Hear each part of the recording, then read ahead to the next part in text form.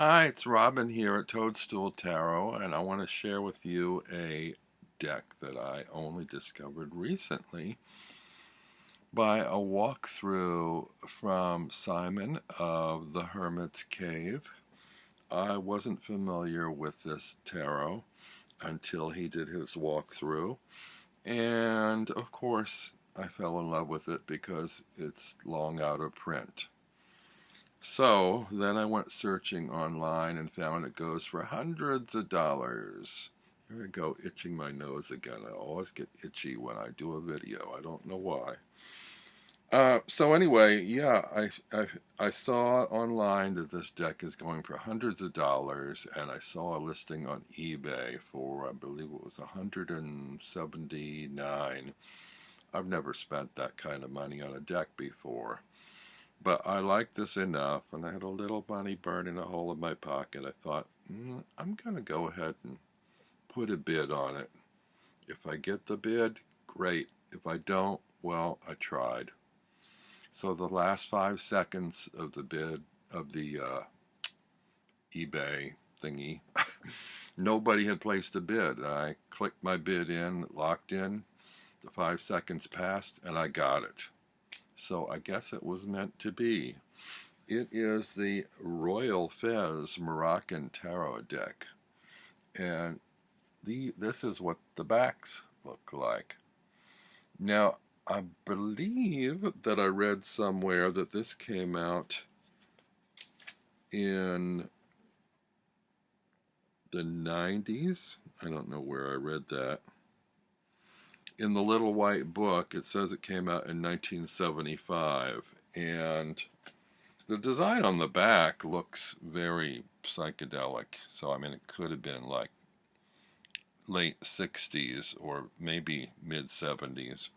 The cards themselves, though, the artwork looks much older, and I did a little bit of research, and it turns out they were designed back in the 50s.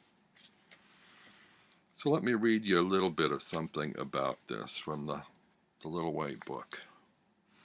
The Royal Fez Moroccan Tarot, that's another thing. I didn't know why is it called Royal Fez Moroccan Tarot? The images, as you'll soon see, don't seem to have anything to do with Moroccans or Fezes as far as I can tell, but the Royal Fez Moroccan Tarot deck was conceived by Roland Barrel, the founder of Mensa, an organization formed of people of high intelligence with minimum IQs of 170.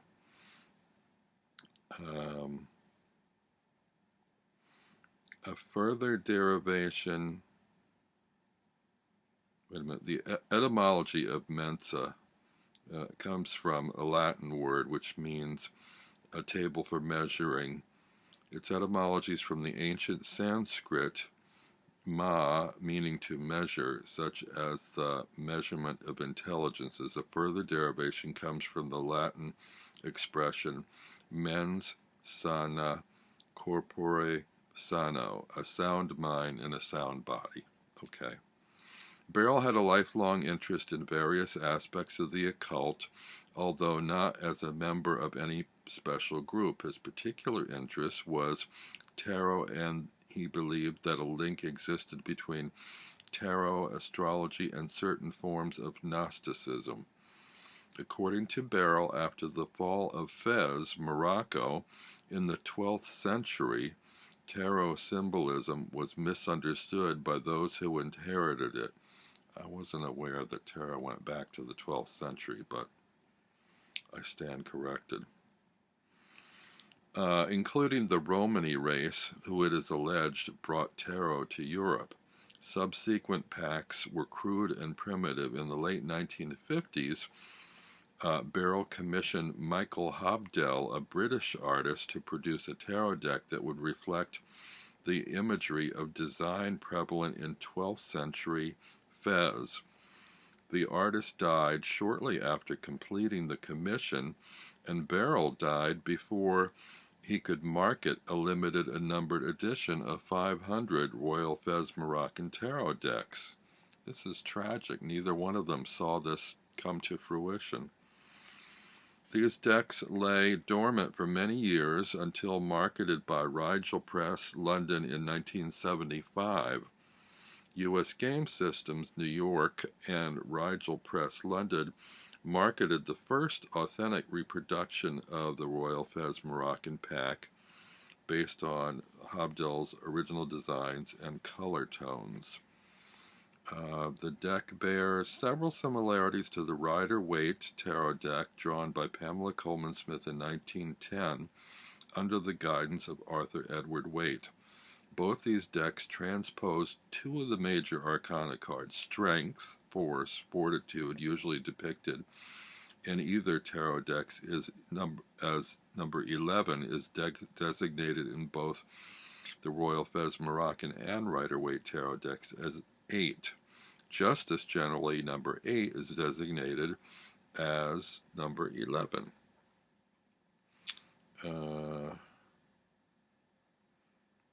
Then it just goes on about tarot stuff.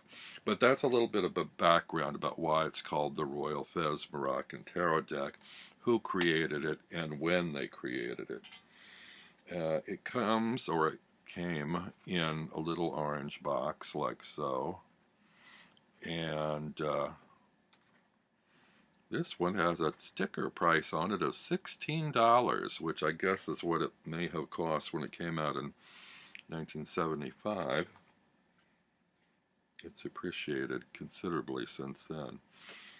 Inside the deck there is a blank card, another card that's sort of a cheat sheet that divides up wands, pentacles, cups, and swords, and then underneath them by the number a key word for each card.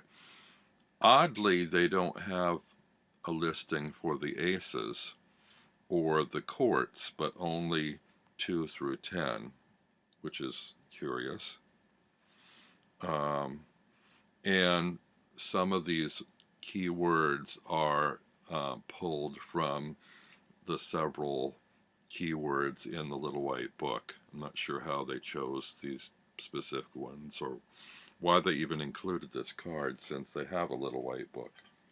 Anyway, let's get on to the card, shall we? One of the things that I particularly love about these cards, the major arcana only have a very obscure number designation in the bottom of the border, and none of the other cards, minor cards, court cards, or the majors, have any labeling of any kind, which is like number 1 in my book. Luckily, or happily, these images relate so much to Pamela Colman Smith's original designs that it's easy to identify each card without the label. I'm not quite sure how best to hold these up for you to see them. They're a little bit faint. They're mostly black and white, and one might almost say they're made with a crude printing process. That I don't know if it's a 3-color process, but they almost look as if they were unfinished, like they were black and white illustrations that only a few colors had been added to before the creator passed on. Now, I don't know if that's the case or not, but they have a nice quality of using the spot colors that they do in a very well considered manner. Now, I can't tell if you're seeing these or not because they're so faint and so detailed. The colors are actually pretty vivid, but they have a strange old print quality to them. When I saw 1975, I thought, these don't look anything like artwork from 75.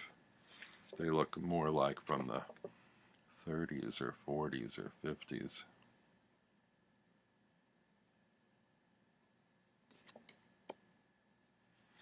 The cards themselves are matte, pretty much matte. They're not great quality cards.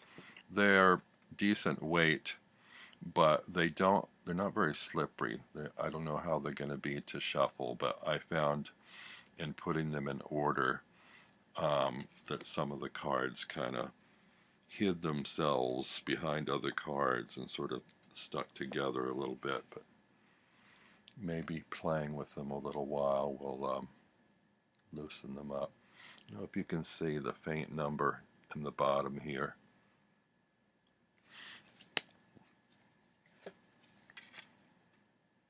I very much like these images. They're very much in keeping with Pixie's art, and they have this traditional, beautiful look.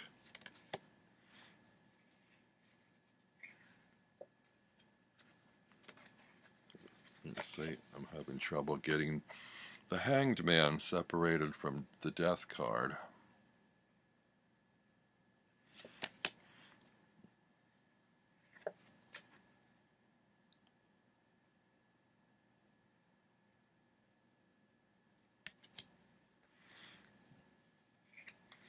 I really expect to treasure these cards, and I probably won't leave them in the box. I'll probably put them in a tin to protect them. The box is, showing its age and a little ragged around the edges, and it's a tuck box, and they tend not to do very well when you're pulling cards in and out of them over and over and over again. They just sort of wear out.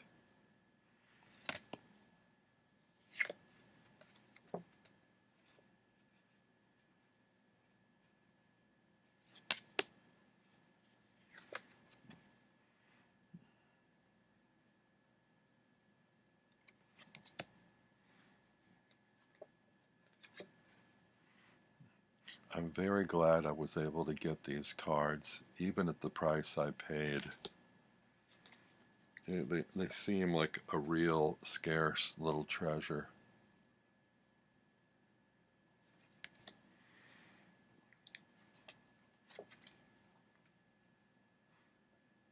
And I'm particularly fond of the colors that they emphasize. There's a lot of yellow and green in this deck. When you usually look at traditional old Marseille decks, they have, I think, was it red, yellow, blue, sometimes green.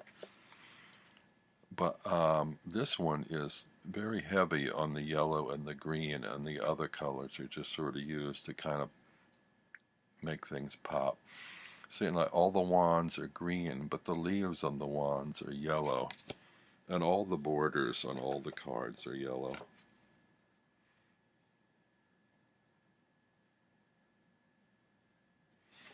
There's one card, when we get to it, I'll show you, I think, it might be the 10 of Cups, the one that has the rainbow in the sky. They seem to have tweaked the colors a little bit to manage to get an orange and a red. It's not really orange, but somehow they screened the red in a way to make it look orange. This is quite nice play of color.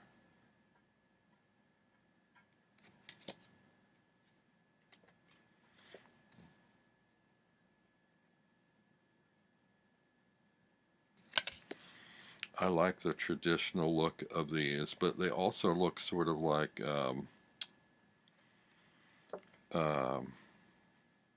designs from, say, European or Russian ballet, this one in particular, ballet that was televised on old black and white televisions back in the 50s.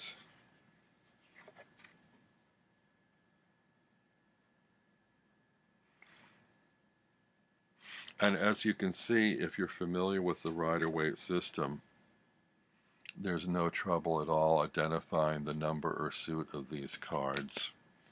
If you are in doubt, the suit can be easily counted. See, I got two stuck together again. That is the only downfall to this deck, that the cards tend to gravitate to one another and they stick together. They're not sticky, they just kind of, I don't know. It's not even like static cling. I don't know what makes them kind of want to cling together. It's having, I don't want to wet my fingers to separate them, but you almost have to sometimes.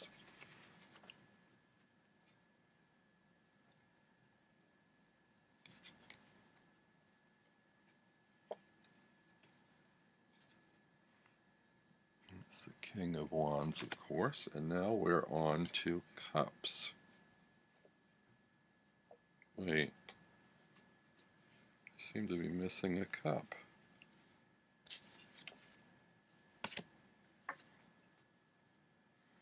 Where is my Ace of Cups? I showed these to some, oh there it is. I showed these to some friends this morning. I think I pulled out a couple of cards out of order. There's the Ace of Cups. Boy, that's hard to see.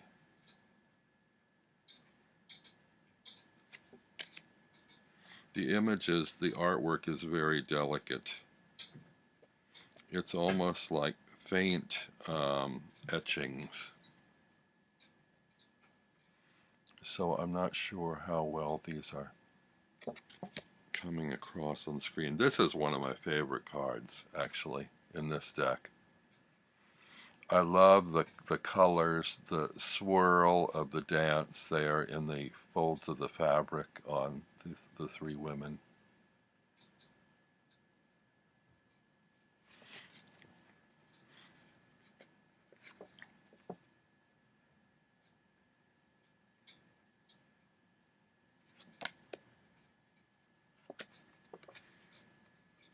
More trouble separating them.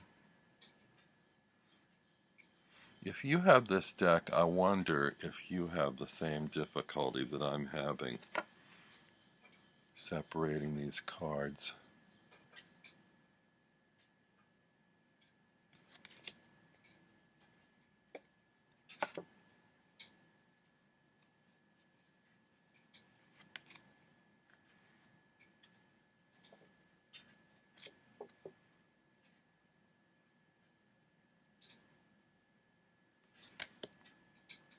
Some people might find fault with the fact that they're not fully colored, but I sort of like the notion that, you know, it takes the most essential elements and adds colors, and then the others sort of fade into the background a little bit. Here's the one I was talking about. You see how they have somehow managed to make that red and orange near the top. And actually, it looks like they've done the same with the blue at the bottom. They've somehow mixed the blue to get a blue and a purple out of it. That's the only card in the deck that has that hint of that many colors. All the others are restricted to the four main ones. I'm sorry if I'm slow pulling these cards. It is because they are clinging together. And they're not sticky or anything. Maybe it's the texture of the cards that's just kind of not sliding. They're not at all slippery, which is maybe something you encounter with matte cards.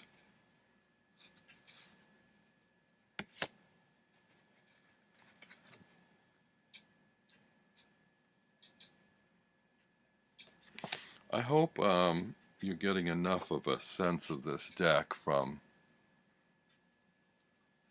my sharing it with you.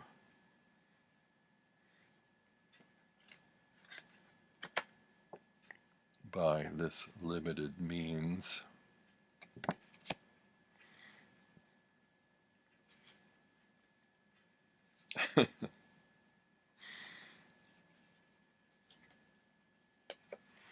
I wouldn't mind this so much during a reading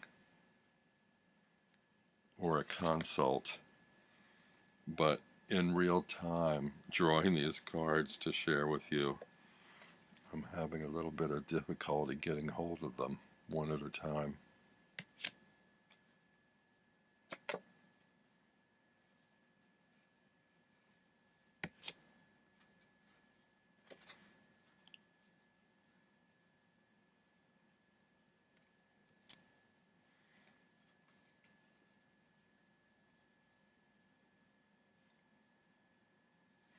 That seems better. I should have done that from the start instead of grabbing it at the edge.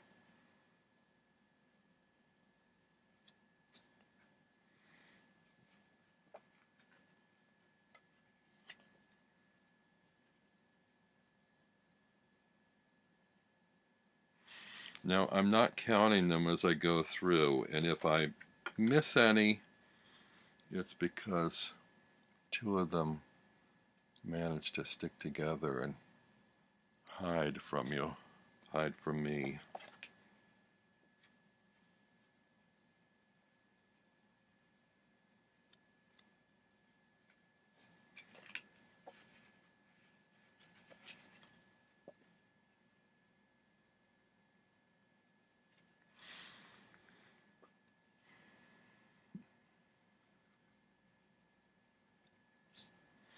With all the contemporary art that we see in decks these days, there's something quite special about just how traditional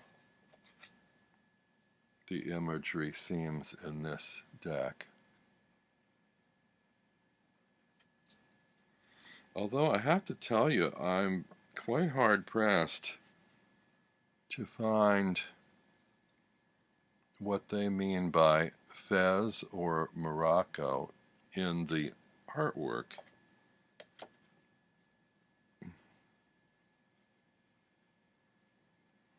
None of the characters in this deck look to be Moroccan. In fact, many of them have pale skin and blonde hair.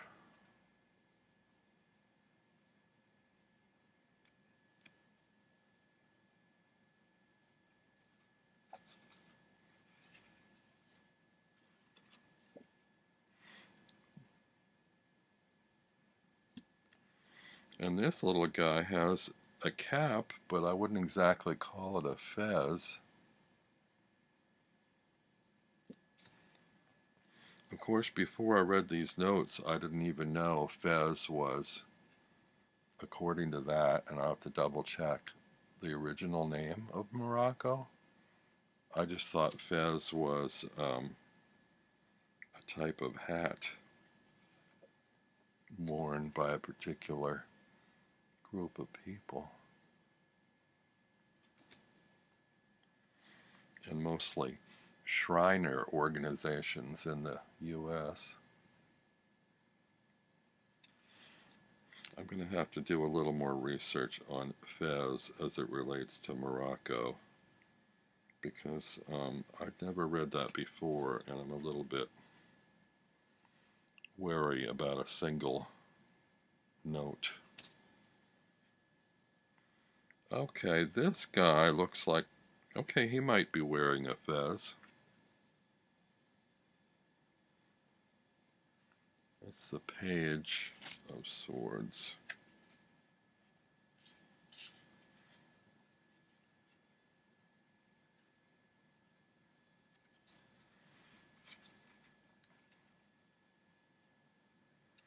And lastly, the King of Swords. So thanks for watching. I don't know if this deck piqued your interest as much as it did mine. I'm thrilled to be a proud owner of it, and I'm sure I'll have it for a very long time. So, and it came in time for the holidays, so it's an early Christmas present to myself. And but also a warning not to go overboard on my spending or eBay bidding on decks. I'm going to cut back a little bit now. I'm not going into a depth here, but I'm going to try not to purchase so much. I spent quite a bit this month and in September several months ago. So if I can keep it down to, a couple decks a month, I think that'd be good. So anyway, I hope you have a lovely holiday, and I will talk to you or see you all again very soon. Bye.